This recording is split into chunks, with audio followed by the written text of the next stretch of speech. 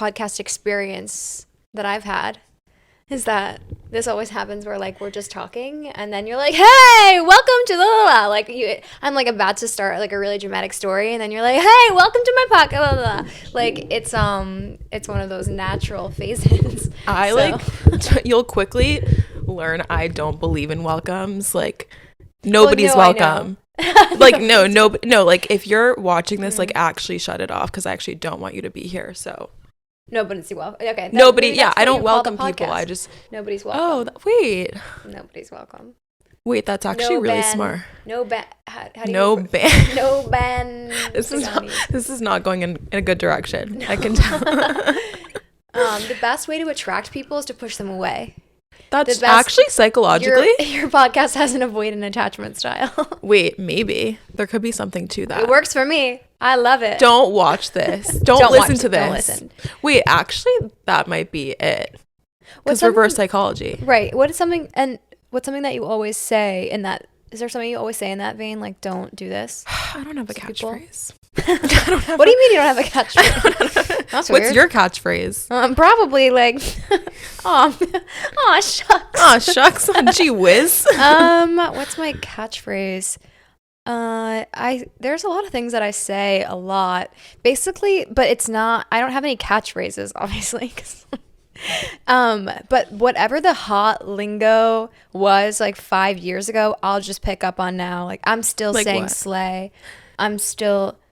Slay came back though. Yeah, unless I guess so. I'm also being not like saying an elder anything Gen Z. new. I don't know what anything new means, but I'm always like, that's rad. Okay, rad. Yeah, that's grandpa. Like yeah, or like sick. I'll say sick a lot. I kind of like sick. But you know what? The thing is, too many people, when they say sick, they literally mean like gross. You know?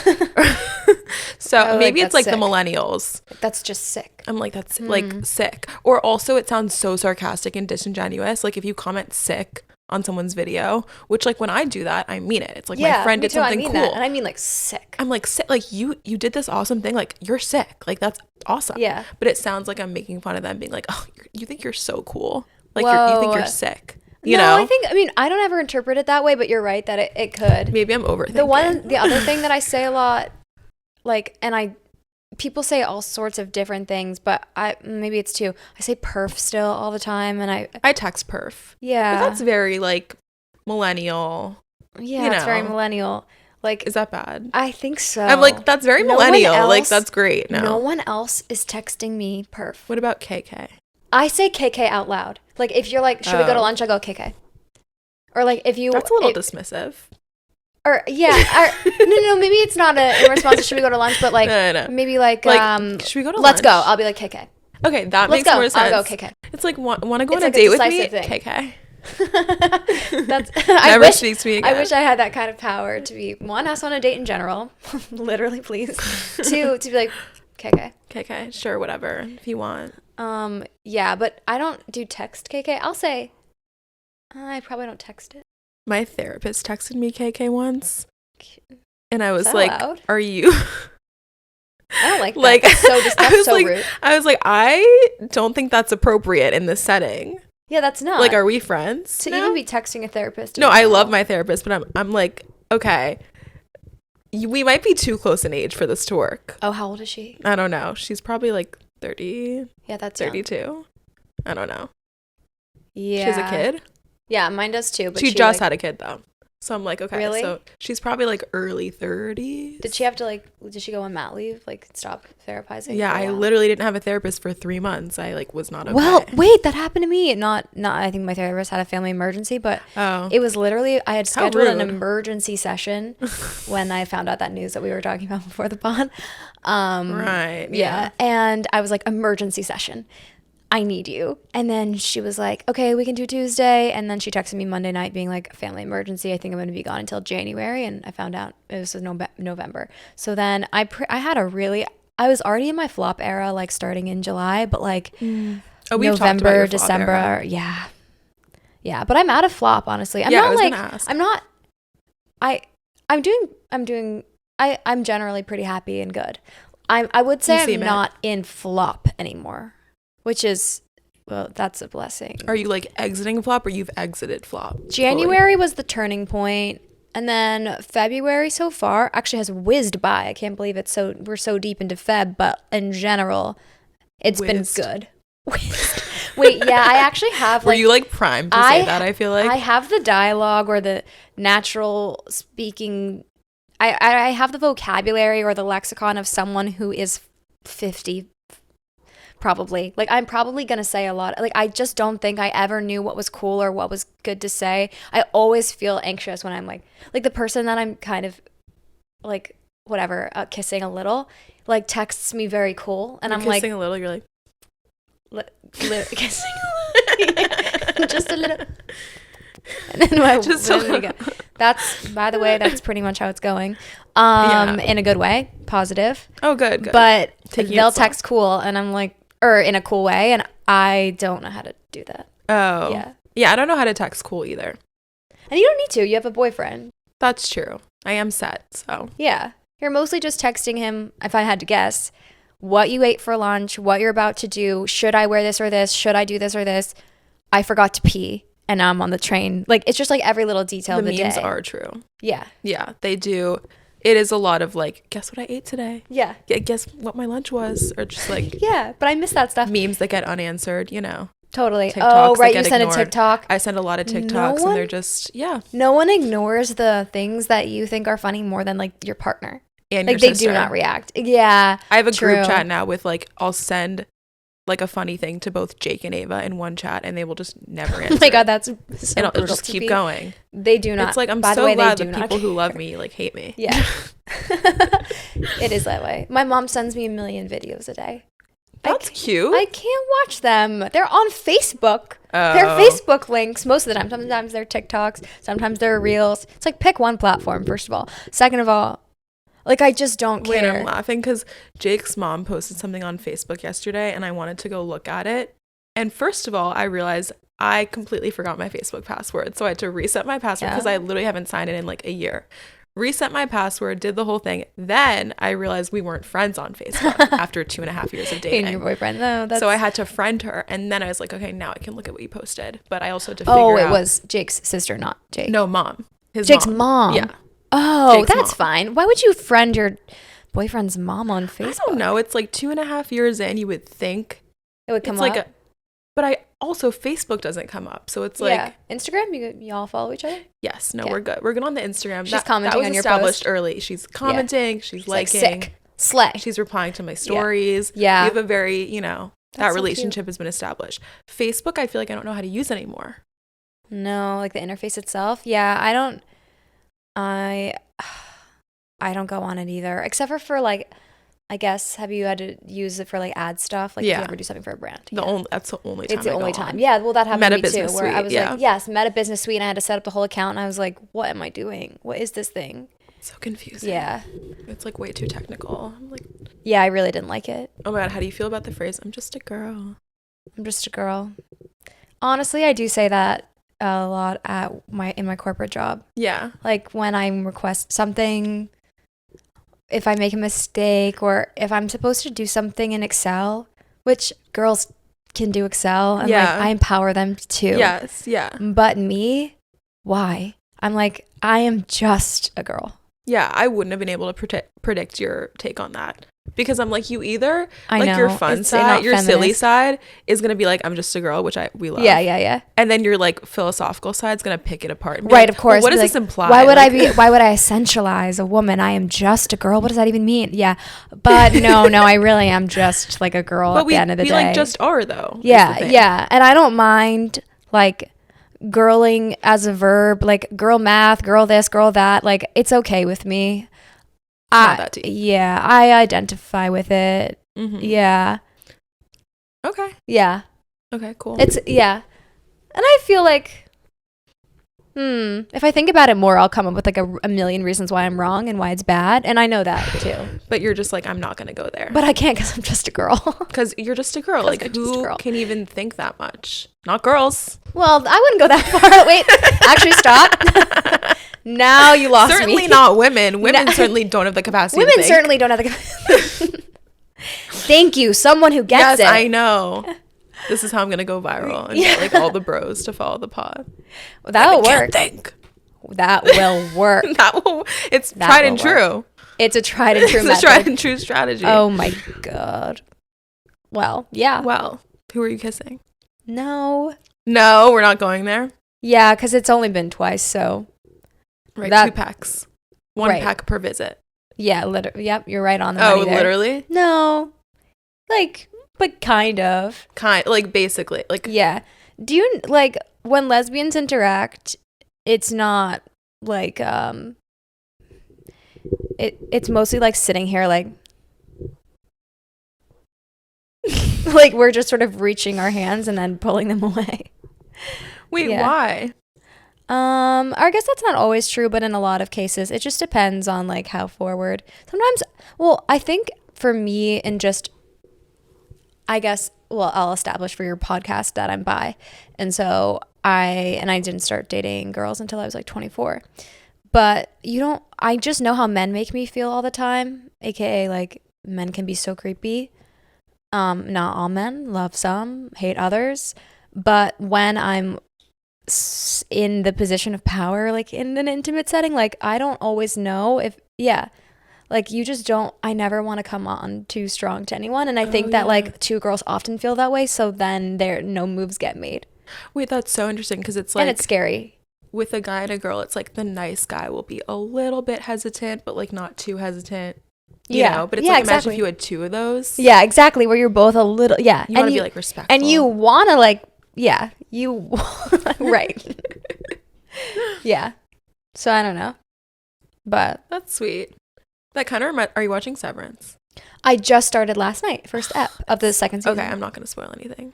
But to be honest, I was kind of not, this is one of those things where I was like, maybe I'm not smart enough. Because I'm watching Severance season 2, episode 1, and I'm like, what is happening exactly? Like, he's running through the hall, and why are they, I wasn't following, and maybe I needed to rewatch season 1. Like, maybe I just don't really remember it that much. I think you're smart enough. I think probably most people think they're smart enough, but actually aren't. And the fact that you're questioning whether you're smart enough means you are. But was it making sense to you, the second season pilot? I guess that's not a pilot. You're like, that's not what a pilot is. Yeah, no, but the second season, episode 1. I was definitely S2E1. confused. I also watched season 1 like right before it. Oh, that's smart. Like I just started watching Severance, period. Yeah, so like, it made sense a month ago. So it was like coming right off of the last episode of the last season. I'm not that way. I'm and not I in was that still place. Confused. So. Oh, okay, yeah, you were confused. Yeah, they want you to be confused. I don't know if I'm like not, like I can't decide if I'm not confused or I'm just like not even bothering to try to understand things that I'm supposed to be trying to understand. I think that like, might be that for me missing? too. You know what I mean? I'm like, it should come to me. Like, is this over my head or am I overthinking? Probably like with this show, more things are over your head than you're overthinking. Because like I think they just want to keep so much of it in a place where it's dystopian and they sort of hand feed you clues over time and that you're not supposed to understand it. It's not. There's like a reason why there's a difference between watching Severance and watching reality TV, keeping up. But to keep my attention, like I was getting a little bored because I was like, I'm genuinely feeling confused. Yeah. It's kind of like when you're in a workout and it's so hard that you can't do it. Does that happen to you in classes or just like I mean, it's so hard that you can't like. Yeah, you're like, I'm just sort of tapping out of this mentally. Like when I first tried solid core, I was like, this is all fine and great, but like if I can't actually do anything, am I working out? Right. When you're modifying you're on your knees playing crunching for like the 50th. You're like, I can't do this for like, literally 1 second. Yeah. Like, can I even? But you have. Is this even a workout class? You have abs of steel. I can't picture you struggling in solid core. I do better now, but at the beginning. Yeah. Or like, I don't know, when I did my first workout class when I was like 14 and I was like, what is this? Oh my gosh. Yeah. Yeah. That was scary. Totally have a memory of, well, I was a dancer my whole life. So. Yeah, you were a dancer. But I was not good at running. And like long distance cardio was not for me. Same. And I remember it had this like guest Pilates instructor come in. in my ballet company, and she had us do a lot of burpees, and I like vomited. Oh, I hate Yeah, burpees. I'm sorry. Yeah. I hate the burpees, like when you go into a class and like people who really do burpees, they like drop right to the floor and they do the push-up on the way down. I'm like, ugh, I gotta be honest, Alexa. What do you think you are? That's me. I love them now. Oh, that's you. I hate you. Yeah. Now. Just kidding. No, I have to be honest. Like, I love a burpee to a push-up. You're like, I love a jump up, squat down, jump to a plank, push up. Oh, okay.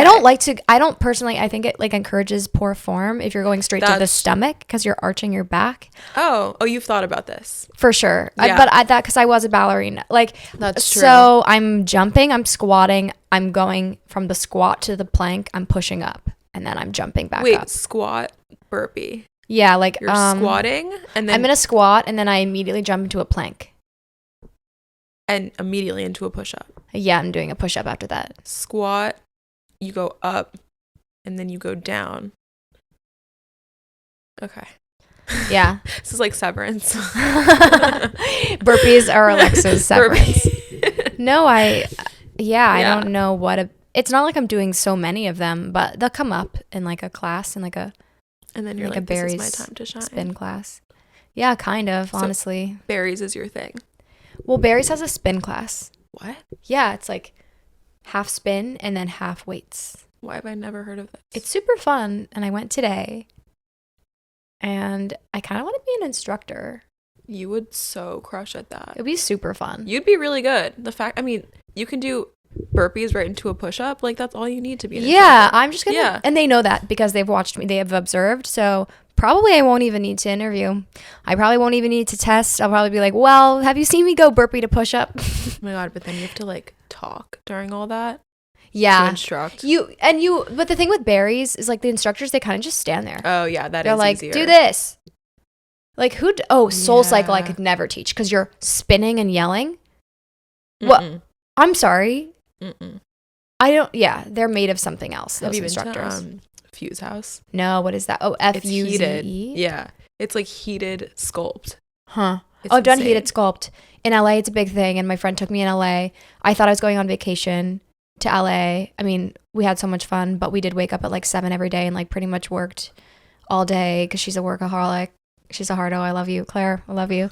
But we would wake up at 7. We would go to hot sculpt Pilates, and it would be like the hardest thing I've ever endured. That sounds like a fun vacation. But they in LA, they are body shaming. It's not like New York. New York is like, get strong. So interesting. LA is like, or whatever, the instructor that we had, and he was so funny, and he was just like a 35-year-old gay guy who like he can say what he wants and get away with it. Yeah, it's not a woman. It's not a woman like body shaming. But why is that? It was body because LA is nuts. No, but like the like 35-year-old gay instructor versus the woman. Like I just had an experience like that where the instructor was saying all kinds of really crazy stuff.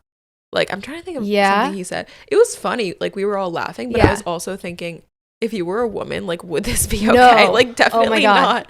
It was so not okay. He did. I don't want to, like, literally trigger warning for body shaming, but he kept saying something like, you don't want your thighs to look like a woman from Pittsburgh. And I'm from Pittsburgh. And I was like, wait, that's such a specific attack. He went to college in Pittsburgh, I think. Or something. So we talked about Pittsburgh after the class. That's so funny that you're actually from Pittsburgh. Yeah. And he said that. I'm like looking at my legs and I was like, do I? I don't know. I think they're fine. But yeah, I do think it's so funny that like the workout class culture in LA it is different. I don't know. Yeah. I've only done a couple there. Mm-hmm. Same. I have such a limited pool of knowledge. There's a lot. There. Yeah. There's like endless ones. I don't know. I just go to Equinox. Makes it easy. There's one near your apartment. I won't share details of where you live. Yeah, don't tell me where I live. There's Equinoxes everywhere. Where do you want to instruct? You actually would be good at Barry's. Yeah, Barry's the spin class. I think it'd be really fun. Or solid core. I would want to instruct solid core. Because then you don't actually do it. You just That's true. For how much they're pushing you at solid core, they're really not doing anything. And it is crazy because they don't stop talking for the whole. That's what's hard about it. It actually seems hard. Like in solid core, they really don't stop talking. There's no time to think because they're like. True. Like if I were to guess your day in the life, Do you work out before work? Yeah. Yeah. So you're getting up at like what, 5, 6? No, later. Okay. Yeah, because I work from home, so. Oh, right. Yeah, so I have a later start. You're getting up early though. You're working out. I'm getting up at like 7-ish, 7:20. You're working all day.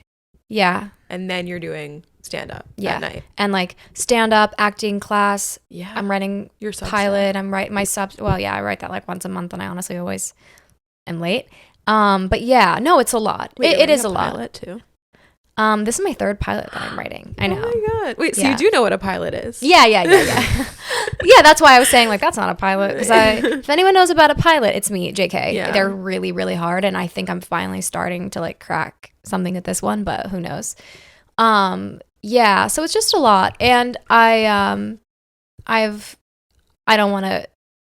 I still do need a job, and I still do need health insurance, and I'm going to make everything work, and I'm going to move. Right now my rent's really expensive, and I'm going to get it cheaper. Like I'm going to try, and I don't want your listeners to think that I'm like making a bad decision or that but yeah, I think it's just, you have to invest in yourself at some point, and I know that I'm going to make a career as like, I just know that something is going to work out, whether it's exactly what I envision or something different. So it's like, you kind of just have to take that leap at some point. And I really didn't think I was going to. I thought I was going to work in corporate America until the second I got hired onto a show, or I got cast in something, or like something happened that would like take up my time. But honestly, no, I really need to be, I don't know. I just need more time. Yeah. What are you not doing now that you need more time for? I mean, what am I not doing now? Sleeping. Or what am I not doing now? I just would have more time to, I think, I want to start shooting something and like actually do production. I want to have the time to really make it. Your pilots. Kind of like I want to make a web series. And it's like little episodes of something. Like, yeah, literally. Like iCarly. Like that's literally what when someone says web series, like I don't think I've heard that forgot phrase about in like iCarly. 10 years.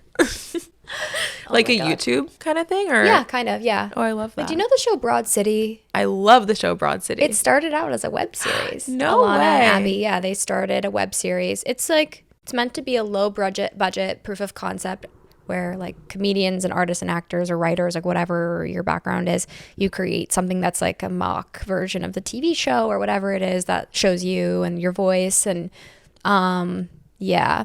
Did you ever think you were meant to be in marketing? Yeah. Oh my God. I mean, when I was a junior in college recruiting for stuff, like, and I started working where I'm working, I just thought like I landed my dream job. I was going to move to New York. I was going to meet the love of my life, and it was going to be, and like perfect. I was just going to be like corporate girl. And because when I was in school, everyone had a very intense pre-professional mindset. No one was doing anything creative. I always wanted to be a writer. It was like my dream job since I was a kid, but I just was like, that's not a real job, and you can't really, I didn't think I would ever be able to like afford to sustain a life from being a writer, which still don't know if that's possible, but we're going to see. But yeah, like thought that's exactly what I wanted. I did get a job in exactly what I wanted. And like for a while it was perfect. Or not perfect, because I knew immediately that it's not what I wanted to do for the rest of my life. But when I started doing stand-up and I was working as a brand manager, it was perfect because I got to be creative and still have a corporate job, and then I got to do my thing after work. But now my current role is not creative. Anyway, basically to answer your question, when I was in college, I thought that I had like landed my dream job and it was perfect. Like I totally. Like you didn't think much beyond that at the time. No. Because also that's like your immediate survival too. It's like you need a job. Yeah, and everyone stresses out about it senior year. It's like a huge, I mean, and everyone at my school is a major, like that's pretty much every senior's social capital / like everything everyone signals to have status kind of is like where you're working after school, like people going into consulting and blah blah blah. And like when you were doing something kind of off non-traditional, people would be like, oh, that's so brave. Like, can we say your school? Oh yeah, I went to Penn. Yeah, and Penn be like that. And like they say that Wharton culture is heavy, and it's true. Oh, and your boyfriend went to Penn too. I mean, he probably had a really similar experience. But he's different. He's like in business, and he's a And he business was boy. an athlete, so it was like a little bit different too. Yeah. Because he like couldn't get an internship because he had to like practice every summer. Oh. Yeah, it was like a lot. Whoa. Wait, yeah, that's crazy. Yeah, which I never thought about. And then he got injured, and he was like, "Oh, I guess I'll like get an internship now," which like makes total sense. Yeah. Yeah, but it's like within the school, and obviously I never went. But do you feel? Did you know anybody who was creative or pursuing something creative as a career? And I was in a dance company at Penn, and had kind of my social scene from like Greek life and whatever and whatnot. Like, love you guys though. Those are my girls. But also like I had like the Penn art scene, which was kind of, I don't know, I think super special. Even still, a lot of the people that were really creative in the Penn art scene are now working for Bain or McKinsey. Like, there's not. Sorry. Yeah, go ahead. What is the Penn art scene? Like, what does that mean? It's mostly, I would say 60% acapella.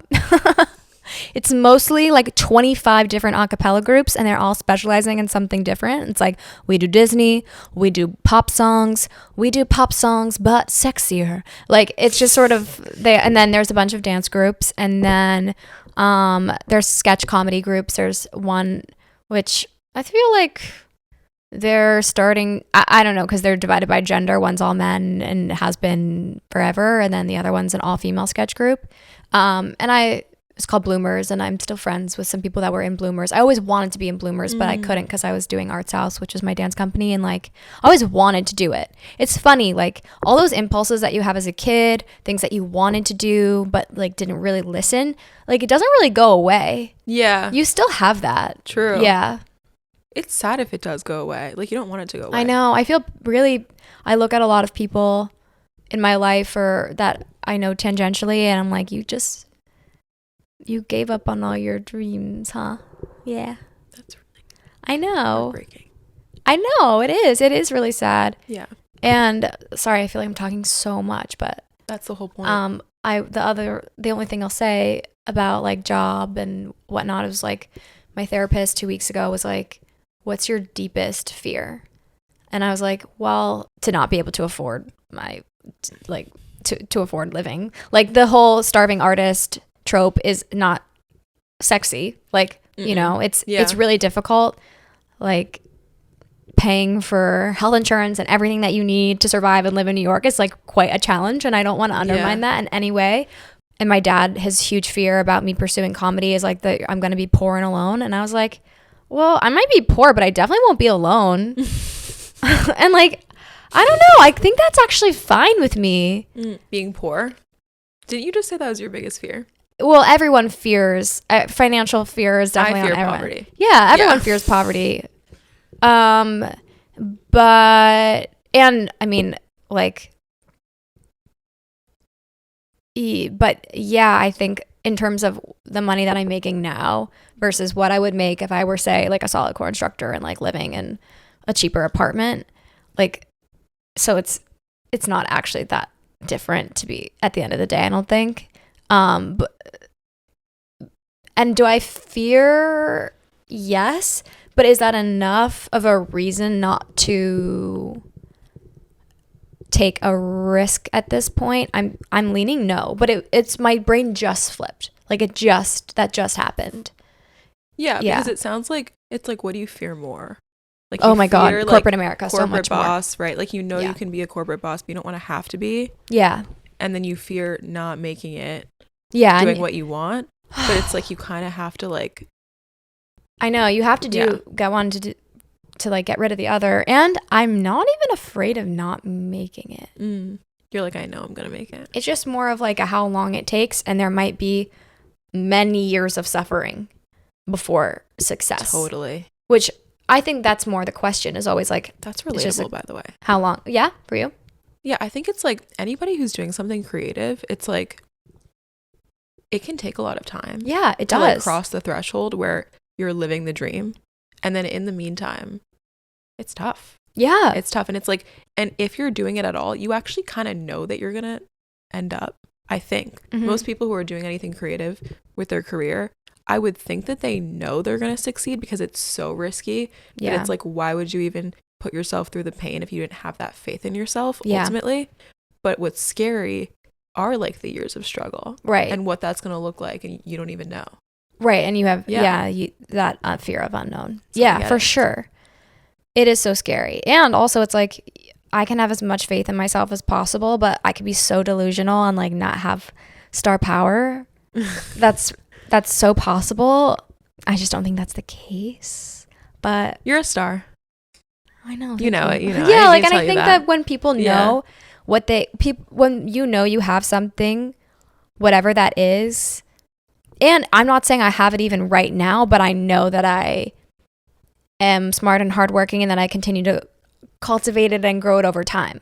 Like, that's why I don't really worry, because I've already done so much in 2 years. You must feel that way too, like how much you've already built and in such a short amount of time. No, I think I have like, I always hate calling it imposter syndrome, because if you actually have it, it's hard to acknowledge that the feeling is a syndrome, if that makes sense. Yeah. You know what I mean? But we have like therapy culture. I think like, you know. But I think I have like the thing where you really discount your accomplishments and like overly emphasize your problems. Well, we all do that. Yeah. But I think I do it a lot. I don't know. Too much? Like, does it get in your way? Yeah, probably a little bit. I think it's hard for me to like a recent therapy session I had, speaking of therapy, was my therapist telling me I need to practice acknowledging when I've done something well and like actually celebrating it, or like leaning into the feeling of being proud of myself, because I think I'm like scared of being proud of myself, that if I am, I'll become complacent. Okay. You know? Well, that's not a bad thing. Yeah. I think we always are like that. By the time we get the thing we wanted, we've already moved the goalpost. Yeah. And we don't actually want that thing anymore. And it feels like annoying to get it sometimes. Yeah. And like something that was you often don't achieve your goal until like a year after you thought you would. And then it's like, well, whatever, I don't even want that anymore. I want this. And that's just being ambitious. You're like, well, that was last year's goal. Yeah. So like, you don't feel like you even did anything. It took too long and that sucks. But then you have to be like, well, I still did it. Yeah. And I wasn't aware of XYZ factors that like would make it take a little longer. Yeah. It's just like things take how long they're going to take. And it's always going to be twice the amount of time that you think. That's true. If not more. Yeah. But then once you like you're saying, even if you get there later than you thought, or once you do, because that's likely, you still have to celebrate it equally. Yeah, you do. Which is really hard. Truly. If you're like hard on yourself too, and you're like, oh, but it took this long, like, you know. Yeah. It's better. I feel like it's better for you because it's also positive reinforcement. Like if you don't let yourself get the dopamine from like accomplishing stuff, you're not going to want to even do it. Well, you have to tell yourself that, because you're gonna. I know. That's like preaching to. Don't say that to me. Literally, I'm like preaching to myself. Yeah. Giving myself a pep talk during this. But no, it's so true. I mean, you have accomplished so much in 2 years. Like, you don't need me to tell you that. But just like, I've only known you for a couple of years, and like from the day that I met you until now, so much in your life has changed. And you've done like, I remember the day you were like, I'm taking a comedy class. And then fast forward 3 months, you were on stage every single night and had done so many like, it was insane. I was like, this is the most impressive thing ever. Like, you set your mind to do something and you did it right away. I think I just like, loved it so instantly. Yeah. I really did just like totally fall in love with it. And I was really in a bad place before I started stand up. Like, my mom was literally my mom and I aren't even that close, and she was living with me in New York because of how mentally ill I was. I didn't know that. Yeah, because my roommate was away for the whole summer, and my mom had to like come basically stay in my apartment. They were here for my birthday, and then I was like, you can't leave. Like, I don't really know what. Like, I just can't be alone. And like, my mom was literally living with me for the summer, and I was really like probably the closest. I was in a very bad place. And then I started doing stand-up, and I actually have been generally pretty happy ever since. Even though, like, there's so much suffering that goes along with pursuing something creative. Every week, every day is a roller coaster. Like, you will feel amazing, and then you will feel the shittiest you've ever felt, like, in the span of a Monday to Tuesday.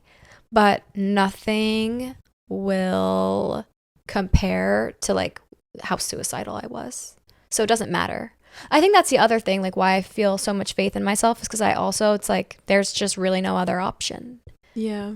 And sometimes you have to be that way where you're like, well, there's no other option. So I have to succeed because, like, failure's not an option or whatever. Yeah. Totally. Well, thanks for being honest about that. And I'm sure a lot of people can relate. I mean, it's like when you're faced with those existential thoughts or you get to that dark place where, like, things are meaningless or you can't find joy in anything, it makes sense, like, to be in that position and then to dive headfirst into something so scary that you think could make you happy. That's probably, like, the best thing you could possibly do, because it's like, it's thrilling, you're experiencing the reward of something that you've never done before. It's also scary, but, you know, you're feeling all the stuff. Yeah. I don't even know what pushed me to, I don't know.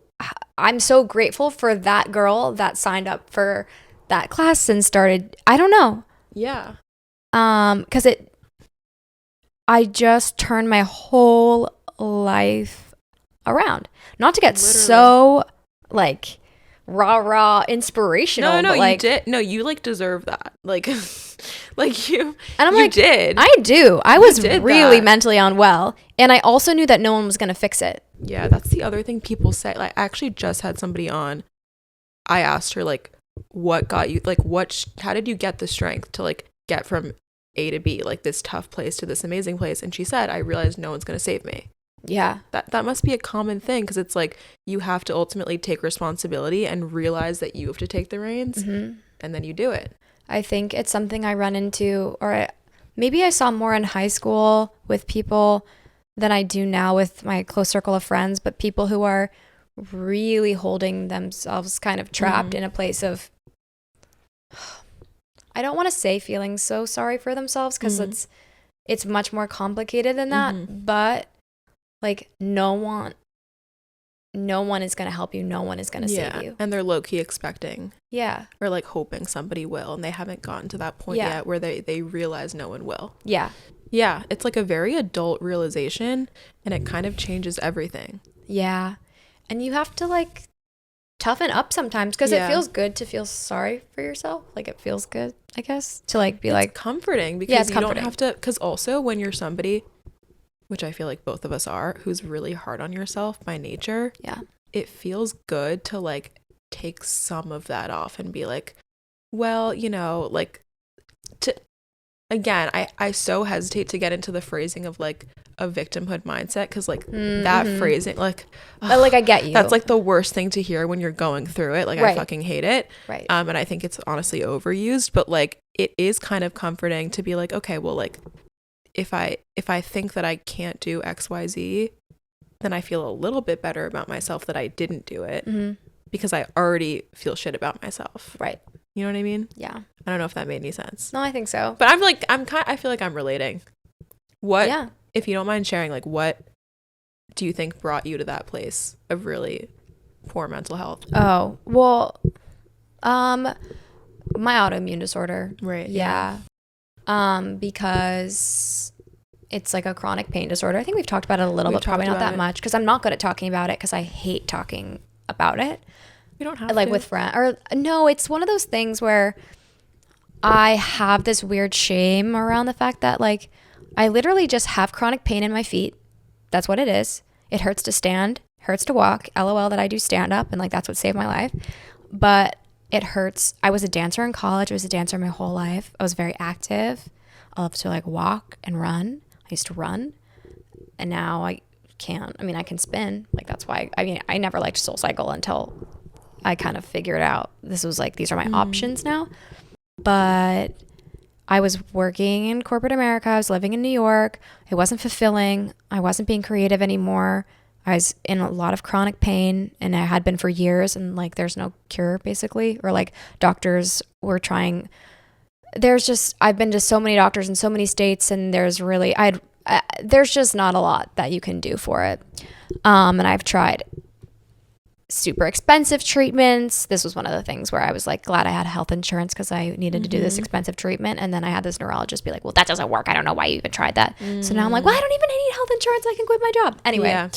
But yeah, and I just because I don't present or like look in any way that I like don't have like full access or ability to my like it's a physical disability. I don't know if there's like a better way of saying that or like a more, but yeah, like I have one. Like my body doesn't, I don't have a body that can like, I have to be really choiceful about going to the grocery store of like whether or not like I can actually do it that day. Like I have to like, yeah, like that's why I work from home. That's why I have like special privilege to work from home, which like helps me a lot to be able to pursue comedy and stuff at work after work, because like I can conserve my energy, or sometimes I'll have like auditions during the day for like shows or something. But also because I told them like you can pay for my Ubers or I'm working from home, and they were like, well then you're working from home because we're not going to pay for your Ubers. So yeah, I had just like really, I wasn't fulfilled by anything, and I had this like unknown, unexplainable, undiagnosable, untreatable disease. And that's a lot for a girl to go through for like, I think I probably had it for like 2.5 or something years at that point. So it started in adulthood. Yeah. It was like right at the brink of the pandemic. I was living in Spain, and all of a sudden it was just like really painful to walk, and it just never went away. And it's literally been like that since I was a junior in college, which is it's really crazy thinking about now, because it hasn't gotten any better and it hasn't gotten any worse. And it's been that way, I don't know, since I was like 21 or something, however old I was when I'm 26 now. And like, it's so devastating. And I'm probably going to have to figure out like maybe when I get deeper into, because I want to act and I want to be on set. And I'm sure there are like, I'm going to have to do some more serious like pain meds when I'm in those positions. But like, I kind of cross that bridge when I get there, I guess. And like, I'll probably just like have a future where if I'm acting in something, there's like a chair right off set. And like every time we do a take, I sit down and then we go up again and we do another take. And I'm sure that I feel like it'll be totally fine. Like in the short films I've been in, it's been not an issue, but like, I don't know. I'm scared to like cross that bridge when we get to it. But why did I get on that tangent? Mental health. Yeah. Just being like, no, there was a reason, but whatever. I lost my train of thought because I'm such a rambler. I'm like grade A yapper. But yeah, no, I mean, I just thought that I was really planning on, like trigger warning again. Like I just was not going to stay on Earth. Like I just was not planning on it, because I just didn't think that like being in pain for my life was a life worth living at all. And it really wasn't. Like if I were still, I don't know, I would not be here without comedy. I would not be here. I would have given up. Like I think it also was, I just reached a point where I was like, I'm so unhappy. I'm so unfulfilled. It's so existentially scary to have something undiagnosable happening to my body. Like I have to change it because no one else is going to help me. Because I'm talking to all the best doctors and flying around the country and no one can fucking help me. So yeah, I don't know. Wow. But yeah. God.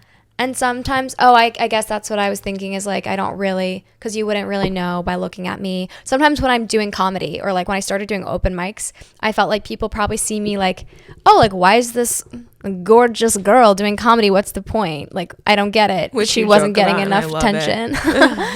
But I'm like, and then I thought, oh, well, it's going to be obvious. They'll have to know I've suffered. They have to know that I'm like in deep pain and suffering. They've got to know that about me. But no, audiences don't. You know, so it's just interesting. Yeah, I mean, It is such a crazy thing, because why would anybody know anybody's suffering? Right. Especially, No one does. but it is true that when you're conventionally attractive and beautiful and like get attention for it, people assume even more that your life is perfect. Yeah. It's easier to hide the fact that you're going through pain. Yeah. Yeah. Yeah. And I hide it so well because I hate talking about it. So none of my close friends really know what's going on. And it's been like a source of like, rightfully so. Like one of my best friends is always like, but you don't talk to me about this. So how am I going to know? And then I'm like, oh, you're right. I'm sorry. You know, like. Do you think you're afraid that if you talk about it, people won't know what to do with it? Like they won't know how to handle it? You can't. There's nothing. I don't like pity. I don't like. That's why I kind of dated this guy my senior year, that he was already my ex, and we sort of got back together because of the pandemic, because I was like, I know he won't pity me because we don't really like each other. Like we kind of hate each other, and I can talk to him about it. Interesting. Yeah, because I just didn't want anyone's pity, and I felt very ashamed of not being like perfect in some way, and still have that. There's like something very demoralizing or like degrading to me to like to have something like that, which I know that that's not, I mean, and what a terrible message to like send out like for someone who has a difference of any kind. But it was my experience with it, where I was like, what do you mean something is wrong with me? I'm perfect. Like this can't be happening to me. I am like perfect. I'm high achiever. I'm everything. Like that's just, I have to be the prettiest, I have to be the smartest, I have to be the most this, I have to be the most, like I was like a hardo. I mean, I love to work out now, but I was such like a psycho hardo about it. Like I have to get up at this time and work out every day, like blah, blah, blah. Like I just was, you know, mentally ill in my own ways. And so when this started happening and I was like not able to like live life at the level that I was, it was very deeply shameful to me. And I was like, people are going to know that I'm, well, especially because it sounds like you identified with perfection growing up, like being perfectly strong and able to be the best. Also the best is what it sounds like too, in a way. Yeah, I guess not even the best, but like up there. I always was like, I don't like to be number one because then that feels scary. I love to be number 2, number 3, number 4. Yeah, but you want to be up and well-rounded, right? Totally. Is what it, like, and well-rounded. You have like, check, I'm pretty, check, I'm high achieving, all that kind of thing. And then when you throw in a disability, which like I relate to hating that word. I think I was like, I don't know if it was like the way we were raised, but I think I grew up similarly, where the idea of like having something that's hard for you is like hard to like accept. Yeah. You know, it's like it feels like you should feel bad about it, even though it's out of your control, because we all want to control things. Yeah. So it's just like, that's hard to grapple with. And absolutely. Especially that being a wrench thrown into your life later after like being able to do everything. That's tough. Can I ask if you ever had that feeling around your dad? Yeah. Yeah. Totally. I mean, I was younger. I was 14. Yeah. And absolutely that's what I experienced, because I think I grew up with like the star child thing and being like the straight A, like hardworking, like all the compliments, all the superficial compliments too. Of course. You know, about looks and grades and what I achieved. And then when something happens to you that like it makes you unable to be that, like for me, it really shattered my identity. Totally. And I had to like rebuild it, which has taken forever, and I'm still working on it, you know? And I'm still like attached to that idea of being like, you know, being able to be up there. Yeah. Like we talked about. No, I know. It is literally that. Yeah. I can't imagine. There's what you went through in terms of just the loss, but also what that would do to your sense of self. I think that was the biggest thing for me. Yeah. Like obviously the loss itself sucks, but I think, I don't know. And everybody goes through it differently, but I think for me, one of the biggest obstacles was the identity aspect of it. Like not being able to identify as like successful anymore, because I have this huge thing that's preventing me from being that. Yeah. And then I'm like, okay, so then I'm worthless because like I can't And do you it anymore. feel so ashamed when this thing completely out of your control happened to you that is so horrible, which is how I felt too, like, or how I know it is objectively, like, but for some reason it feels like, not that it was my fault, but like just that, I don't know, just this,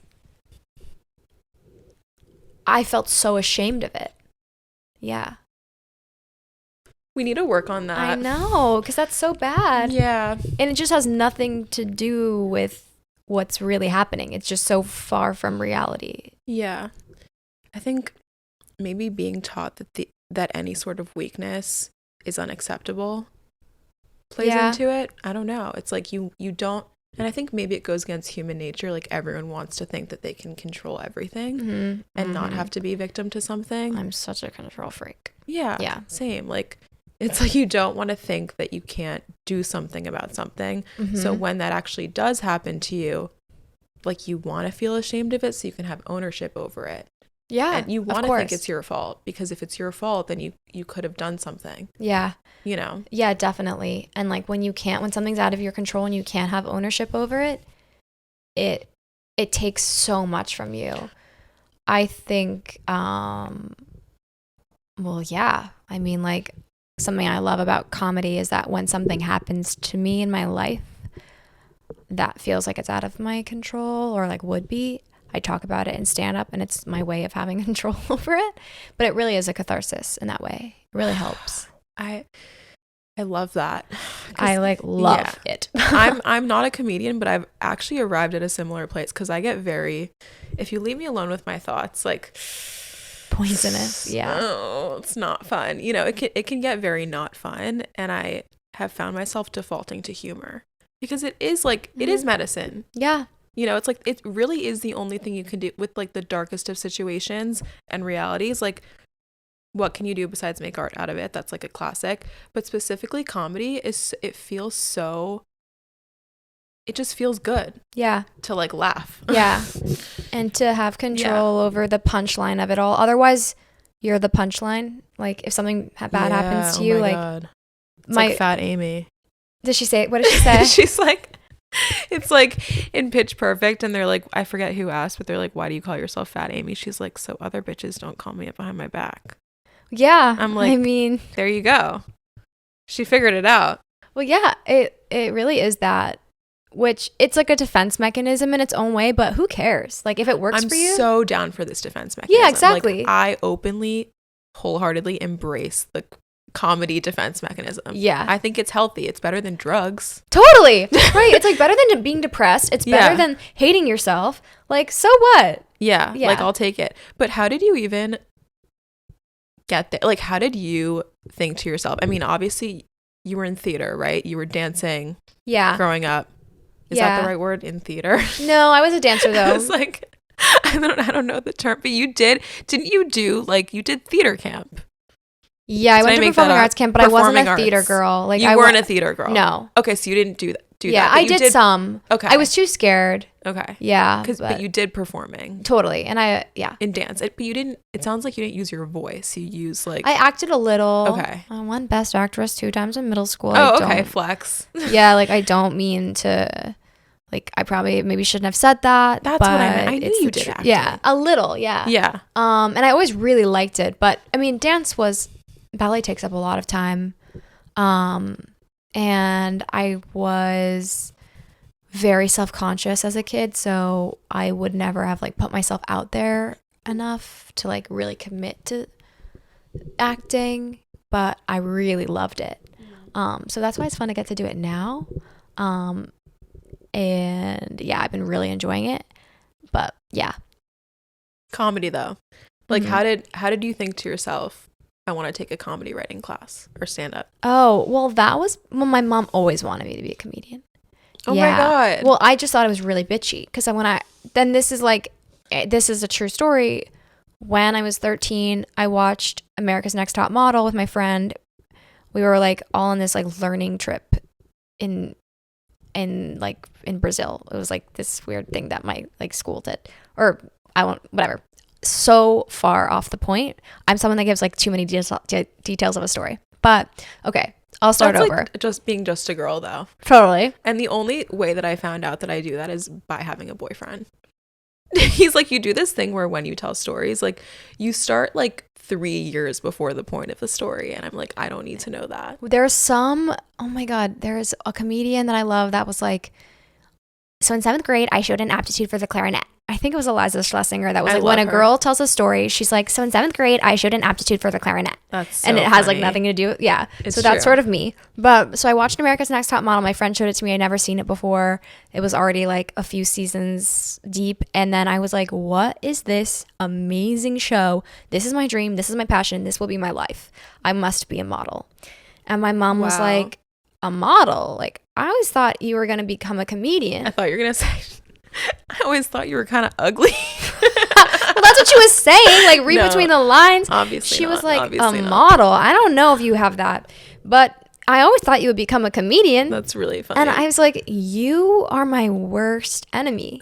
Like, you're my nemesis. I hate you. That's the meanest thing you could have said to me. And she was like, well, I was 13. She was like, no, just, you're so smart. And if you look at the SNL writers room, like everyone went to Harvard, which that's a big problem, but it's true. Like there's a lot of Harvard because of this like one publication that I won't get into it. Harvard politics. I dated someone who was sort of in that world a little, but it's true. And she was just basically saying like, you're so smart. She was also, she also knew that she's 5'6" and that I was not going to get any taller than that. Like, my dad's like 5'11" or 5'10". Like, I had no shot at being tall enough or like having what it took visually. But you do though. Maybe not runway. Yeah, not runway. I mean, but like you have the I'm on Maybelline.com. Yeah. You are on. Yeah, I've modeled. Maybelline.com. I am on Maybelline.com. Yes, and you should be. And you deserve to be. Yeah, thank you. So take that, Mom. Yeah, take that. So basically, she just always thought, because I grew up watching SNL with my family, and I always did impersonations of everyone and everything, and like I just loved like the old people that were even before our time, like Gilda Radner, who you've never heard of unless you're a comedy fan or you watched SNL like in your parents' time. Like just I was always doing impressions, and I was always very like theatrical in that way. But I never thought anything about it. I just thought it was really rude that my mom said that to me. Like, my mom thinks I should be a comedian. Like, what a bitch. And I don't know. I thought about taking an acting class for a long time when I was in my depressive episode. I could not tell you what made me try stand-up. I actually have no idea. I think it was just one of those things that was like, oh, my mom always said I should do this. Like, let me look up like stand-up comedy classes for women. And then I found like an all women's like workshop kind of thing. And I went, and then I immediately loved it more than anything. Like, but I don't know. I guess that's how that shit works, where you stumble in this way, or like you don't know what in your brain like called you towards something, and then you just end up there. Like, I don't really know. Yeah. Yeah. Yeah, sometimes it's just like, it feels like it's so by chance. Yeah. In a lot of ways. And it was like one of those things where I've never had like a love at first sight connection with anything or anyone in my life except for that. Except for comedy. Yeah. Which is funny because there was a while where I was like, and you knew this, like threatening to move to LA because I wasn't loving New York, and I was like, my life sucks. I'm in my pop area. Yeah. I was like, the last time we got lunch, I was like, so amazing to see you. I'm gonna move to LA. So this is goodbye. Because I was in just months and months of flop era, but so I was gonna move to LA, and I had always thought I was gonna move to New York and do my corporate job and like fall in love with a man who worked in finance, whatever. Sorry, I know you've done that, and you've done an amazing job at it. But I just thought that was gonna be my life. And then my friend Anna was like, "Well, you did move to New York and fall in love, just like not in the way that you were expecting." And I was like, wait, I love that. You're so right. I did, yeah. So I didn't really. Because I thought maybe for a few months that I didn't get what I was looking for out of New York, or that it had let me down in a way, which now I'm back on, like, New York rocks. Well, New York is like the comedy scene. Mm-hmm. Yeah. Yeah, like it's here, right? Totally. Yeah. If you want to do comedy, unless your style, like unless you're very Texas or you're very Chicago, you should probably be in New York. Like I have to be honest, a lot of LA comedians would benefit from being in New York for a longer period of time. It's the scene is better. Yeah. What do you think is the difference between the LA comic scene and New York? Just the way that people get into it. A lot of LA comedians are super funny content creators or TikTokers or like Instagram people first, and then they're like, let me try stand up, and then they have to learn the art form that way, like backwards in a sense of like, you know how to make a funny video, but like, can you do like, now you have to turn this into actual jokes. It's not the same as like a spontaneous TikTok video or like a situational thing. And then, which is super, that has its own, there's so many perks to that, and you already have a following, and like you're already, people already care. People care about you. That's a huge thing too. And I've talked to like influencers / people who are like, oh, I kind of wish that I got better at stand up before I had such a big following, because I'm like, I need to get good at this, like give me some time. So, but that's kind of a lot of the LA scene is a lot of people who are creators. It's not, I'm generalizing completely, but a lot of New York is people who start more from stand up and then are trying to build their way into becoming creators. Yeah. So it's just like the reverse of the two pipelines, I guess.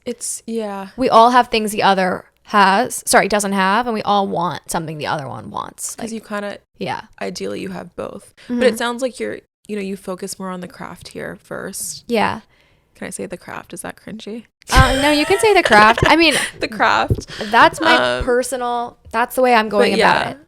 But that's because I'm not really a natural influencer type. I'm not really a content creator type. I'm not like that's not my forte. But you've been doing it. I hate it with like a burning passion. I only do it because like because money. Yeah, exactly. And because what? Just because my like, when you have management for comedy, they're like, you got to get Instagram famous. And I'm like, okay, on it. And then you start doing it and you're like, hate this. Awesome. Like, this sucks. But hopefully over the next year, and like maybe when I'm out of corporate America, I will feel more like I have less to lose by posting stuff.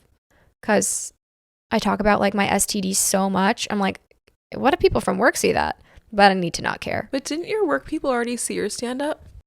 Yeah, like younger ones. Yeah. The cool ones. Yeah, the cool ones. Which, I actually I don't think I'd care that much, but the internet is a permanent place. Like, it's scary.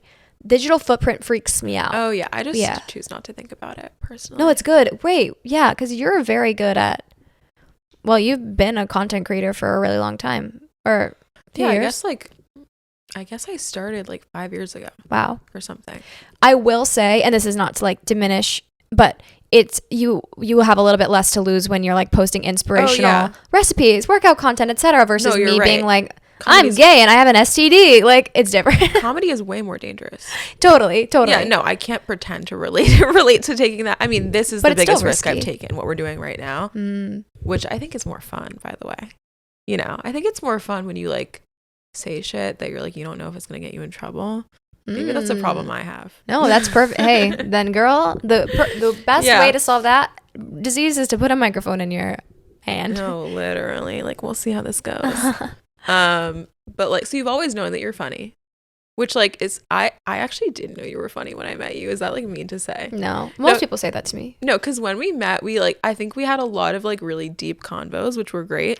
And then all of a sudden you're like, I'm taking a comedy class. And I was like, wait, you're funny? Like, since when? No, most people do that. And then I saw you on stage. And I was like, oh, she is really I now you're just like, I just know you're funny. Because, I guess that's true. And we met in this way where I like approached you at like a fashion event. It was like Surrey's Alice and Olivia thing. Yeah. And I was like, I love your content. Like, I felt so famous. I was like, oh my God. Yeah, because I followed you. I was like, I follow you. And that's how we became friends. But yeah, I mean, I'm mostly serious most of the time. But yeah, I mean, I've had people say this to me before too. Like, I was on a date I was seeing someone a little bit, and she was like, what do you mean you're a comedian? Like, you're so serious. And I was like, well, a lot of comedians are very serious. We're mostly just like watching people, or like a lot of comedy is like writing down a sentence and then rewriting it over and over and over. It's not necessarily like for the funniest people in the friend group to do. Well, I feel like to deliver a really, really good joke, you probably have to think so much about something. Yeah, right? You do. And I'm not even that like good at it. Like I'm still learning so much. It takes forever to get good at joke writing. But then she came to a show and she was like, "You're really funny." And I was like, "No, yeah." Like she was so bitchy. I loved it. It's almost like that's the point. Right. She was just very surprised, I guess. Yeah, and I don't mean to come off bitchy. Also, like, no, I think it was I love it. a few months into knowing you or something that you did it. But like first impression, I was like, oh my God, this is so cool. Like I didn't see this coming. I definitely don't think I like scream comedian or anything like when people meet me. I'm like quiet too. Or I don't know, I'm not the loudest. I mean, by the way, if I can say this, because you said you've never been happier, right? Since like starting comedy. And I actually have noticed like since we met to now, you're giving off more happiness. Yeah. Like for real. Like, I really think so. People probably tell you that too. Like I think you seemed more timid. Maybe it's because we didn't know each other that well too. But you seemed like more timid, and now you're like a superstar. And you always were, you know. But you give superstar. Yeah. I mean, and it was even worse. Yeah. Like if you met me my freshman year of college, like I was afraid to talk to like anyone. Really? Yeah. Or I had my friends, but I was just Did you have like social anxiety, do you think? And I still do. For sure. I will come home from a party and look at myself in the mirror and be like, remembering the things that I said. Like I have social anxiety. I think I black out sometimes. I black out too. Yeah. Like not alcohol, like memory. Oh yeah, memory blackout. Yeah. When you talk to people. Yeah. I have social anxiety. I have this thing where I kind of have this natural assumption like anyone who meets me will hate me. So that's good. Do you think it's because you like grew up being perfect and like had haters? You're like, duh, like why else? Well, I just and I was unbearable for probably reasons I don't even know. But like I just always noticed growing up, I'm like, why are my friends always getting mad at me and like never anyone else? Like what? And meanwhile, I just thought I was living my life. Like I think I've always just been sort of a little bit in my own world in some ways. Like I was definitely a really annoying kid, but I think it just ingrained in me this thing of, oh, I'm not likable, so why would anyone like me when they meet me? And I still have that, and that gives me social anxiety. Or it's that I'm talking to people, and because I am so beautiful, I don't want them to be scared of me, so I'm like extra anxious to be like, yeah. That is a pretty girl thing that happens. Like when you're pretty, like you think people are gonna think you're a bitch. Me just like signaling that I'm pretty. But you're beautiful, and it's a problem. I mean, it's hard. Being beautiful is hard too. Kay? Yeah, hot girls have problems too. but I do notice with like really gorgeous models I'll meet, they're always, I mean not always, but a lot of the times they're extra nice because they probably know people hate them just for being pretty. Yeah. And they have to so actively disprove it. I can't imagine because yes, I've always been like, I think I find comfort in the fact that like I'm a pretty girl, but I'm not Emily Ratajkowski or like fucking, I don't know, name a model. I don't know. I know that I'm not Miss Hollywood bombshell, Sydney Sweeney, whatever. So like I don't have that added anxiety of like actually looking unapproachable to a degree. Like I feel like I'm relatable enough. If I was that pretty, I don't know what I would do. Like it's so weird because like you'll never actually know. It's like I'm like, you're prettier than Sydney Sweeney. Sorry, Sydney Sweeney, but I'm like, and there's gonna be somebody that falls in love with you and thinks that you're prettier than all those people. Yeah. And then you're gonna be like, are you really? Right. Like, are you just saying? But like, they actually do. That's the crazy thing. You can never even like rate yourself, but totally. And all women and every person is like stunning and gorgeous, and I definitely don't want to. But yeah. And every person I've ever dated has always said that. Like, yeah. Which that's so nice of them. Thanks. But yeah, thanks guys. Thanks guys. To the collective, y'all, thanks for everything you did. But And sorry I treated you like that, all of you. Sorry I tortured you. Also, I had a thought earlier. This is kind of psychoanalytical, but when you said you don't like being pitied, and there was somebody who couldn't pity you because you were mean to them. Well, he was mean to me too. Oh, okay. Well, then fuck that guy. No. Like, we just had like a toxic, but we were friends too. It was interesting. We had broken up after sophomore year for like a reason. I didn't want to be with him anymore. I knew we weren't going to end up together. He was like upset at first, but then he came around to it and he was like, you're right, we're not meant to be. And I was like, yes. But, and then we both lived in the same city. And during the pandemic, I texted him being like, what's up? Like, I was just being toxic because I didn't think the pandemic would last so long. And then we started hooking up during the pandemic, like in my hometown. And then we sort of kept that going at senior year because I was living with girls I didn't like. And I had like 2 friends in the house and because of COVID, like you couldn't see a lot of people, like, so I just sort of lived with him basically. And we had a toxic ass time and I cheated on him. And then we were open and then we would just like actively hurt each other. So it was bad. Yeah. Sounds bad. But now I'm like, so I saw him at an engagement party a little while ago and he like had a smirk on his face and he was like, how's comedy?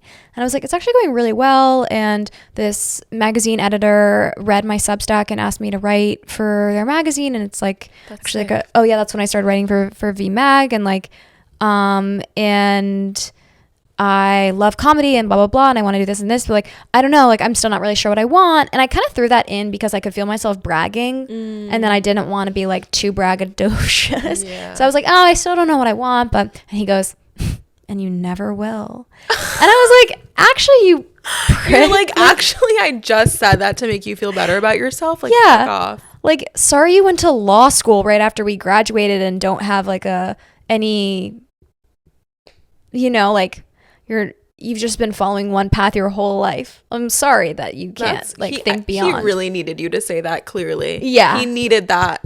Like, you threw him a bone and exactly. He deep-throated it. Literally choked on that. He choked on it. Choked on that bone. I'll never forget God, that rude. Too. I know. He was actually someone, it's so funny, I didn't think about this before. Senior year, we were watching TV or we were talking and he was like, what's your dream job? And I was like, probably to be on SNL. I think that's always been my dream job. And he was like, what? But you're not funny. And I was like, what are you talking about? I make you laugh all the time. And he was like, but like at you, not with you. And then I realized that like I had like a girlfriend character that I was always putting on to like make him laugh. And I was like, you think that that's not contrived? Like you think that I just say like stupid stuff, like girl things, like that make real? Like you thought that was real? Like exactly. Honey. Exactly. Yeah. And I was like, oh, you are actually way more stupid than I thought because you think that my girlfriend persona is a real thing. I just do that stuff to make you laugh because I know that's going to make you laugh. No, but men can be stupid about that stuff. Like when I first started dating Jake, I don't know if I even told him this yet, but I would like send him selfies. This is now even embarrassing to admit, but I would send him selfies using those like Instagram filters.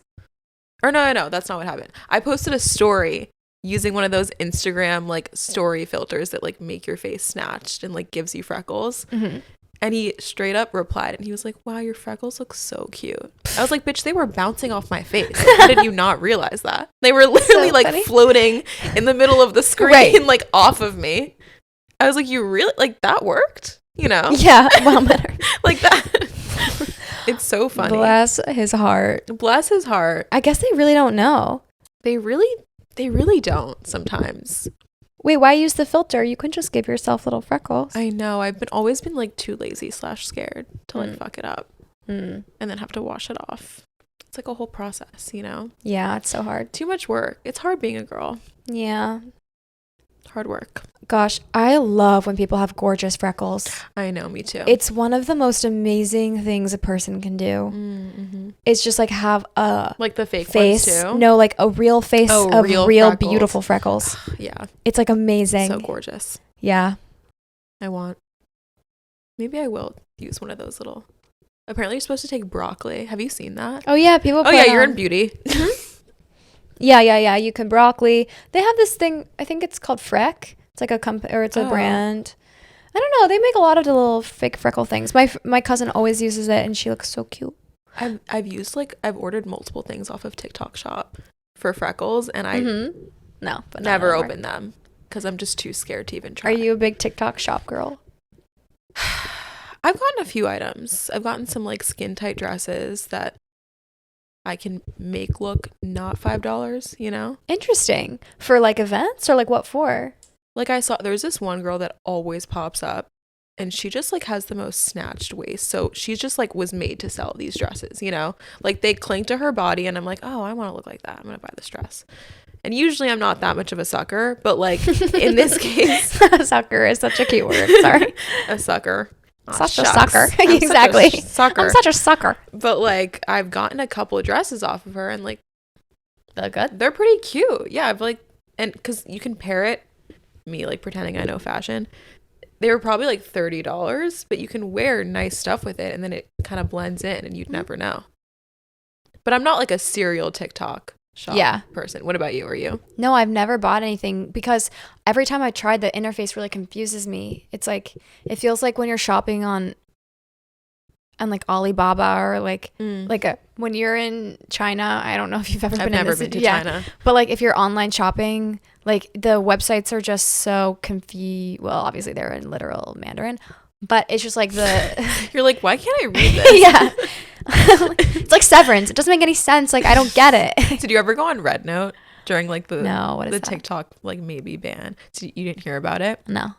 So of course, since I'm like in the influencer world, people are like freaking out about TikTok getting banned, and then all these people are going on to like the Chinese version.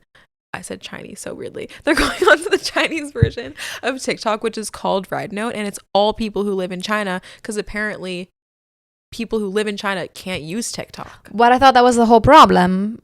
Yeah, which is like sus. But then all these Americans were going onto the app, and it was like just Americans and Chinese people, and everything was in Mandarin, and people were like starting to pop off on there. Wait, they were giving China our data anyway. I thought that was the whole point, was like China's I know they were kind of trying to be like, fuck you to the government, like we're gonna give China, we're just gonna get on another Chinese app. Yeah.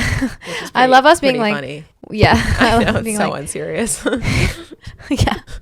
That's how much we don't care about our data privacy, and how much it's like I don't know, I can't actually conceptualize what that means. I'm like, okay, so China knows that I like videos of dogs like meeting bears. Okay, so what? What's that gonna, how does that weaken our defense system? But I don't know. We're too far gone at this point. Yeah, exactly. I'm way too far gone. So it's like now I'm gonna stop giving them my data. Like, yeah, they already know me. Like at this point, I would rather them use it for me, like to help me, you know, than just cut off that relationship. Right. It's too late. Totally. It's way too late. It's way too late. Yeah, I know. Well, TikTok is saved, I think. I don't know. We'll see. I don't know. Like I'm finding I haven't been posting at all because I'm like, what if I don't want to like waste time, but like I should. I don't know. I don't post. I'm so bad about it, but I like your TikToks. I need to get back into it. Oh, thank you. Do you think you'd post like go the kind of like viral crowd work route and just like post a bunch of those? You posted some. Yeah, and I have other clips of things. I think I'm just going to start posting some jokes on my reels. I actually feel like reels are kind of the way to go. I don't really care about TikTok that much, I guess. Like I actually just need to like grow my Instagram. Okay. Yeah, but well, you've posted clips on there, right? But I don't do it enough, and I don't enjoy it, but I'm gonna push through the pain. But what's so hard, like sorry, but like what's so hard about like having a clip of you doing stand up and then just posting it? Like you already did the stand up. Well, that's the hard part. You don't like the clip most of the time. Oh. Like a joke can go really well with an audience, and then you watch the video and like you're talking a little too slow for for thinking it will do well on social media, or like the audience, like because of the way that it's not like the audience is mic'd, so sometimes like it felt like you had an amazing laughter, and then you watch the video and it's like like it's like you can't hear the laugh. Yeah, which is fine too. Like it doesn't actually matter. You just have to get over yourself. I mean, I just need to get over it. I mean, that's like comedy has to be the best exercise in getting over yourself. It is like, what is my exposure therapy? Yeah, the best exposure therapy. Yeah, and I'm been getting better and better over time. Like even posting, I used to not even post like excerpts from my Substack on my main grid because I was like that was like way too scary. Like that would make me so anxious. But I just keep being like, whatever, I have to, and you have to have a brand. So I know I'll work on that this year. It's one of those things that's like, it will help when I don't have a corporate job because I'll have a little bit more time. Right now, it's like I can't go to work out, do stand up, write a pilot, write a web series, and fucking think of content to post. Like it's too much. That's a lot. Yeah. Yeah. I had a question. Oh yeah, because as somebody who's dealt with social anxiety, how did you get yourself on stage without like needing beta blockers? Like that's what I would need. I took a Xanax before my Netflix. Okay. No. Oh. I had an audition like 2 weeks ago. Oh. And it was like a Netflix comedy festival audition thing. And I took a Xanax before. I took a Xanax at 10 a.m. and I took a Xanax. I mean, my prescription's the lowest one and I am prescribed by a psychiatrist. Thank you. But I took one at 10 a.m. and I took one at 5 p.m. and I walked into my audition and I was like, wait, I feel normal. Like this is great. And then I had a great time and I loved the audition. But I do think I should do beta blockers. That's what some other comedians do, is beta blockers. That makes sense. Yeah. Because that's my whole thing is like, if I ever have to publicly speak, it's literally the physical symptoms that get you. It's like you feel out of control. Yeah, I don't know. I think I just love performing. So it doesn't generally bother me. But I get nervous for some shows. It just depends. I don't care about an audience of strangers. I more care about like when there's comedians that are going to be there that I care about. Didn't Jerry Seinfeld watch one of your that was like my literal first show. Yeah, that's because like wild. But that was one of those things where it's a story my parents love and that I can't stand because they drop into this one club all the time, and that's where I did my first show, is this club. Yeah. And so, or maybe it was my second show. And I think it was because I was at your first. Yeah. Okay. So my second show. So then like I was about to go on stage and then I turned around and like Jim Gaffigan was standing right behind me. And I was like, oh, well, you're probably going up before me because you like, he comes in, he goes up, he leaves. And then so he went up and the guy who's the booker, who is actually, I later learned is a huge fucking creep. I don't know if he's still the booker, but literally like, bad dude. Anyway, bad. So yeah. And then he was like, I'm so sorry, like Jim is gonna go and then Jerry Seinfeld's gonna go and I'm so sorry. And I was like, no, like that's awesome, honestly, because I knew that I was gonna be a girl and be different and like be someone that like I just knew I would crush after them. Like it was one of those things. Wait, that's a crazy thing to say. And he was like, no, yeah, but I knew I would crush after Jerry Seinfeld. Well, yeah, because the audience was already like happy and warm. Oh, that's true. Yeah, and it wasn't like it wasn't another old white guy talking about old white guy stuff. Like I just knew it would go. It'd be well. like refreshing. Yeah, that's such a great attitude because I feel like if I were not to like no one should have this, but I feel like in that position I'd be like, oh my god, I can't follow that, like that's crazy. But I love that mindset. It's like you're refreshing, the crowd's warmed up already, like it does make sense. And I had like a delusional sense of how good I was when I first started out, because for first starting out I was not bad. Like I can just like, I hope this isn't mean, but like when I went to your show, like genuinely you're the best. Like you just were. So no, that's not mean. When I went to show you were the best, I'm sorry if that's mean. No, whatever. No, like to the other, not that any of them are like watching this, but yeah, I was thinking, oh, you're like clearly the best one. And so I think what it was I like started, I just had a deluded, I definitely thought I was the shit. You had delusions of grandeur. Yeah, I did. Alphabet coded. I was like, yeah, like, sorry, my neck was like hurting talking. No, I've been like fidgeting a million times. I know, me too. That's all I do on this couch. So yeah, and then you kind of go through this period of thinking you're amazing at it, and then you go through this period of being like, I suck. And then recently I've been in this period of being like, okay, now I'm learning what a joke is. Because it's genuinely so hard. Now you're learning what a joke is? Bro, yeah. A lot of the other times, like, I sort of stumbled into it. How? Like, how does that, because as somebody who's never taken like a comedy class of any kind. Well, we didn't learn anything in the class. It was like, it was just a place where for you to write jokes, and then you would say them, and then people would give you ideas or like criticize you. But they didn't tell you how to write a joke? No, they didn't teach you what a joke was. Although they did say it was like, you pretty much create tension and then you release it. Okay. So now with your new realization of what a joke is, how would you define a joke? See, and then that's the thing. It's like, that definition is still true. I still can't. And people do jokes all differently. Like Brooklyn style alt comedy is really different from Manhattan style comedy. That's a lot more traditional, like set up punchline. There's a lot more, a lot of Brooklyn comedy has a lot more maybe storytelling, or like just being like saying like a funny sentence or funny phrase, like, or just funny turn on. Like there's just something I love about it. Doesn't feel so generic, but Manhattan style like set up punchline is also still really like valid style of comedy. I don't know. I think there's like a lot to learn from both. But why'd I get on this? Yeah, just because like there's so many ways to write a joke, but I think like cracking of what it is for me. And it's like there's every time you have an idea, it's like a rock, and you are just like carving it out with a toothpick of like, what is the joke here? But actually, wait. No, my definition, and I've always said this even from the beginning, is like for me the joke is the true thing. It's like, what is the truth? Because I was trying to write a joke in my first set in the very beginning, and I was trying to find this like ridiculous story, like a lie basically, like and then I was like, well, what actually happened? And then I remembered what actually happened. I was like, no, that's funny. Like what actually happened is funny. That's relatable. That's universal. Like that's the true thing. That's so funny.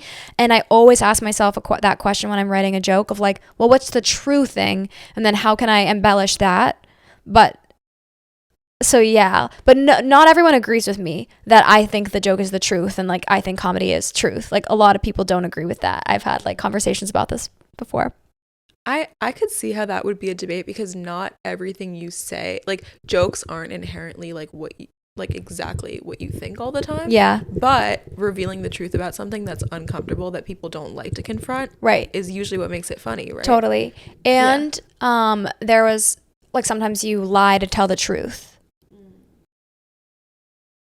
Like, give me an example. Like, the truest thing maybe you can't be said in words, or maybe that's not the funniest way of saying it, but like you're still hitting at the heart or the core of what that was through your lie. Would you call that sarcasm? Or like no, I guess just like no, because it's more satire? Like I think that's just like sometimes the joke. Like my friend and I were talking recently about lies we tell on stage.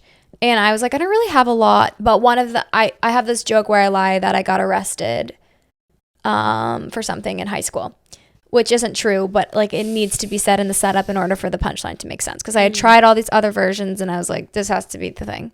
Right. And the joke always does really well, and then some, and I don't even think that when I come off stage people are thinking that girl got arrested because she stole her boyfriend's Porsche in high school. Like, that's crazy. Yeah.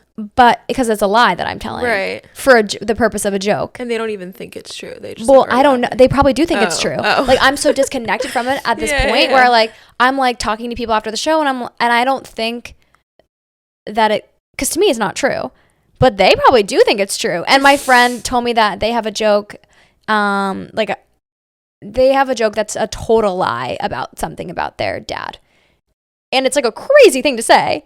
How do you come up with something that like, I guess I don't understand how to fabricate something from nothing, you know, that's like actually funny and has no real truth to it. Like how does one even like get there mentally? Have you done that? Yeah, I guess with this one joke maybe, or you do it all the time. Like, how can I? And it just comes with, I don't really lie that much. It's like one of the only lies I tell.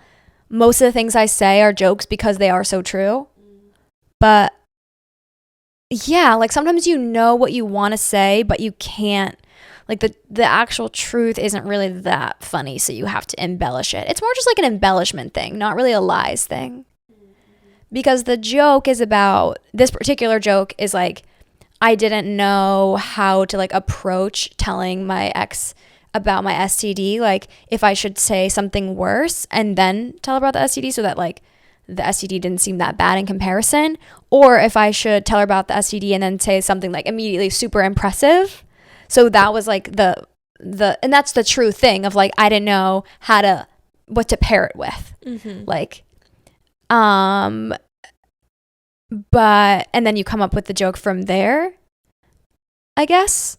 But like, so it comes from a true dilemma that I had of like, how do I tell this person? Yeah. Huh.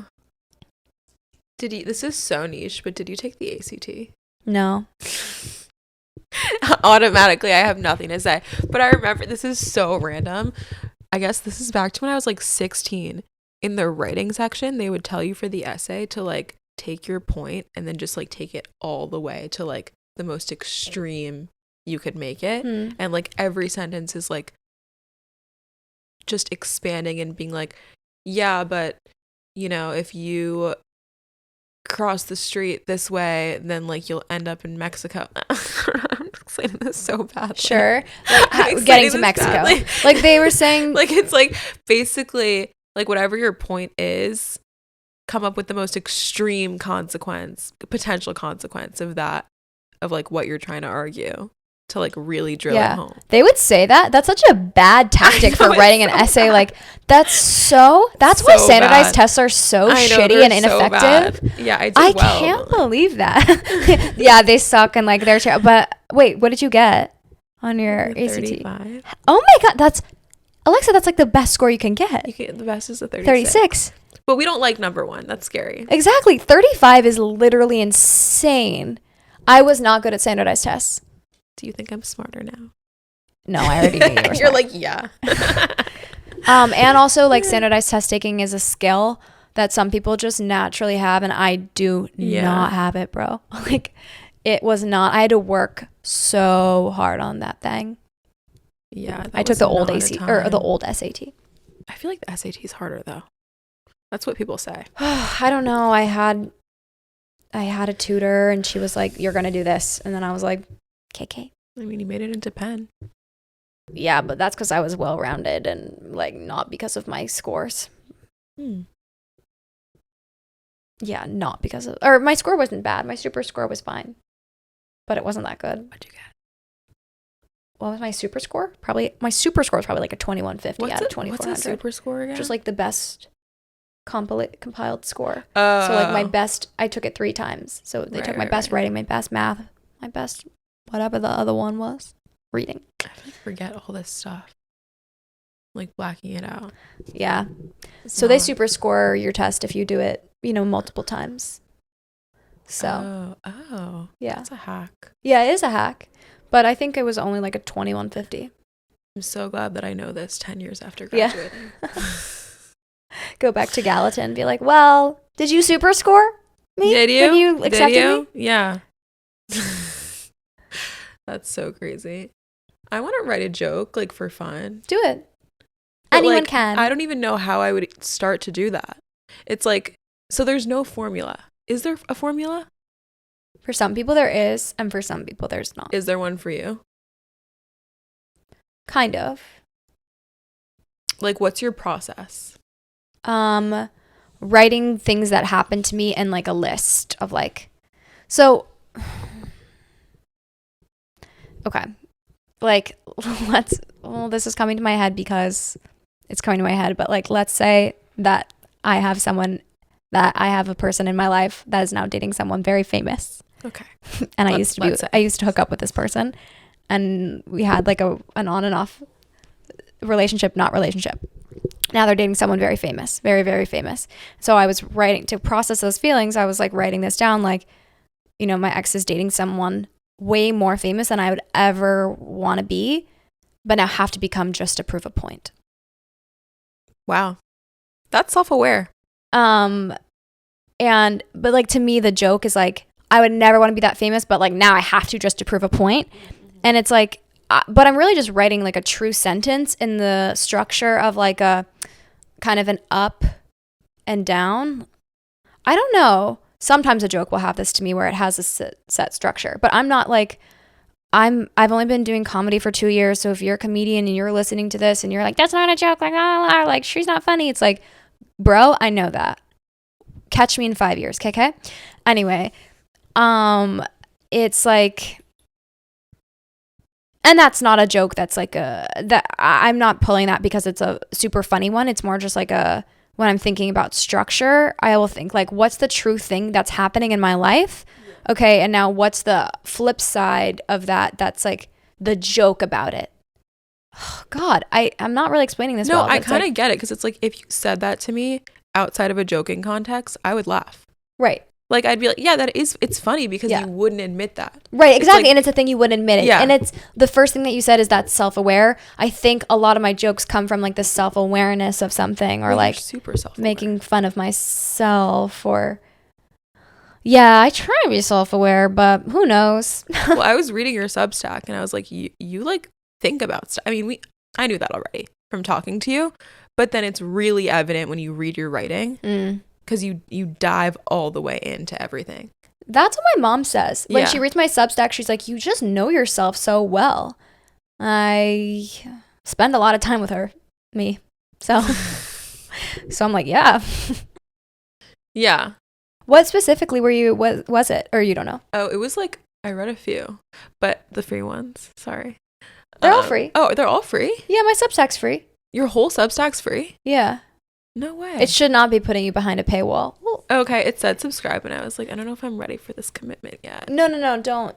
You can subscribe. So I will free. subscribe. Yeah, you can subscribe free. Oh, I hope people don't think that they need to pay. But I would support you regardless, but no, but you don't have to pay me $5 a month. I don't even launch. Wait, because some people do charge for their Substack. Yeah, a lot of people do. But so then maybe this is like crazy to ask, but I always assume it's like a source of income for people. So what inspires you to do it? Just like it feels good. I mean, some people, my history teacher from high school pays me. My mother pays me because she just wanted to support me. And my cousin Jack, he pays. Oh, you can pay people. Yeah, like. Okay, I don't know how Substack works. But I don't write it for that. And I feel kind of badly that they pay me. I want to be like, guys, you don't have to pay to subscribe to this. Like, it's just free because I like to, I don't know. My Substack is so...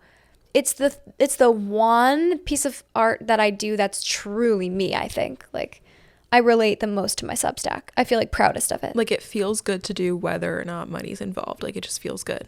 Yeah, totally. And I don't really get paid for comedy, really. Like, it's not really a thing. Yeah. I love writing personal essays that have a little bit of, like, advice in them. I love them. Well, to answer your question, I think I read your, like, 3 most recent or maybe 4. Oh my gosh, thank you. I'm a fan. Thank you. I'm a fan of you. But I'm like, okay, I actually read this when you initially posted it too, and then I reread it today about being a bad person. That was like so ones. Intriguing to me. Do you actually think, like, did you and do you actually think you're a bad person? Absolutely and absolutely. Yeah. And it only happened recently where I got like not a mean DM by any means, a super valid DM from someone from high school who was like calling me out on something that I did in high school, which was a really long time ago. But like, still, like when something hurts you, that sticks with you for life and you remember it. And that person, so extremely valid to like send the DM that they sent and call me out on something. How did that even come up? For like, why did they decide to reach out now, do you think? Kind of happened out of the blue, honestly. But no like hate or no, I totally respected that. Like, but I would have always in the past read that and been like, oh my God, I'm a horrible human being. And I read it and I was like, that happened in high school. And quite frankly, that's not the person that I see myself as anymore. No, it wasn't. I wasn't like, get over it. I'm like, on the one hand, I'm so deeply sorry that pain sticks with you from when we were 17 or however young we were. Like, I can't take that away. But there's nothing now at 26.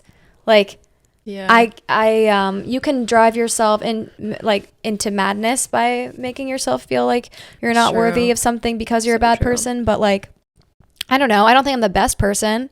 I'm like incredibly self-interested and conceited and like all the things. But no, the essay that I wrote about, the one called On Being a Bad Person, is really, my friend who said that stuff to me like completely shattered my I'm a bad person complex. Like it really helped me. Wow. Because I really have felt for so long like I'm a bad person and I'm never gonna like find love, or I'm never gonna end up with someone who's good. And I still kind of have that a little bit, like I'm never gonna find someone good, capital G, because I'm a bad person. But like, no, I'm probably just also gonna end up with someone who has like also a little bit self-interested, and that's okay. Have you recently done something that you feel guilty about and you think that that's like a valid feeling? No. So like, why do you think you're a bad person? But even though you did before, yeah, like, I cheated on every boyfriend I've ever had. That's only been 2, but cheated on both. 2 for 2. Never cheated on a girl. I would never do that to her. Girls don't deserve that. No, girls do not deserve that. And yeah, I don't know. I just, and like I said, growing up, my friends would always be mad. One friend or another would always be mad at me about something, or like I would always say something that hurt someone's feelings when I didn't mean to. People misinterpret things I say a lot, or I'm very honest and very blunt. And like, there's this, I learned that I like really hurt this girl's feelings in senior year of college because she went to her sister's wedding and she was posting pictures on Instagram and she looked amazing.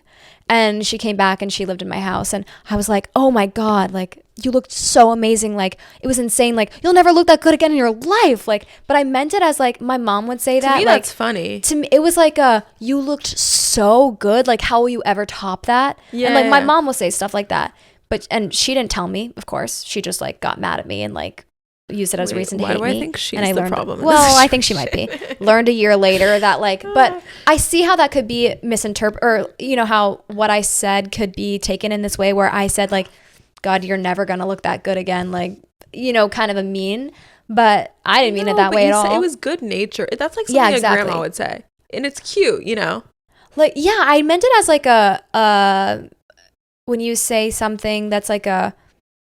It's also when you like you never looked better. Same a hyperbolic statement. Yeah, it's you hyperbole. Never look better. You're making a point with hyperbole. Yeah. Obviously, you don't like literally mean like you're even uglier today. Like go home. Well, yeah, and I wanted to be like, well, I hate her boyfriend. He like, we had like can I say this? Oh my God, sexually assaulted me in college. Like, yeah, do not like him. Sorry. But she doesn't know that either. Oh. Anyway, I've always wanted to tell her though, like, by the way, your boyfriend absolutely sucks, but you can do you. Anyway, yeah, just like things like that have happened to me a lot in the past. When I was in, whatever. It's usually a thing that has to do with looks. Like, I'll make a comment. Yeah. But do you really think that means you're a bad person? Like you use that as evidence? Yeah, or maybe not that particular thing, because I know that I meant that in a very good-natured way, but like I just and it's when it's something as a core belief, there isn't always like a rational reason why you feel a certain way. You sometimes are just like, I'm a bad person because I am, or like because I had hurt people a lot in my past, like totally. Oh, also, what time is it? It's already 5:43. Wow. Oh, okay. We have to go. Okay. Or I have to wrap it up. Yeah. But yeah. So. Yeah, I always have so many questions. Is there anything else you want to talk about? No. Or like make sure. I'm like. But yeah, I think a lot of people do. I'll wrap this one thought up. Like a lot of people think they're a bad person, or some people don't think it enough, honestly. That's so funny. And I have friends who have sexually assaulted people. I have friends who have done bad things, and I've had to tell them like there's only so much apologizing that you can do before you need to forgive yourself and know that you're never going to do that again. And that like circumstances and like you were socialized a certain way and you didn't treat that person the way that you meant to, or that they felt was like respectful, but you have to move on from it eventually, because people will torture themselves about it. That's the other side of, I mean, I'm not trying to take a pro stance in any way. That's not what I'm saying, and I hope that's obvious. And for anyone who's a victim, like that's not what I'm saying at all. But like, I have people in my life who have made mistakes and torture themselves about it, weren't able to like touch people or be intimate with people for years, like so many things. And I'm like, there has to be a time where you forgive yourself and you know that you're not that person anymore, and that like you have to let go of this idea of yourself as a bad human being, because it's not going to get you anywhere, and it's not going to make you can't take back what you did. Have you done that? Have you forgiven yourself? I've forgiven myself for a lot of things, I think. But also, I don't really regret the cheating.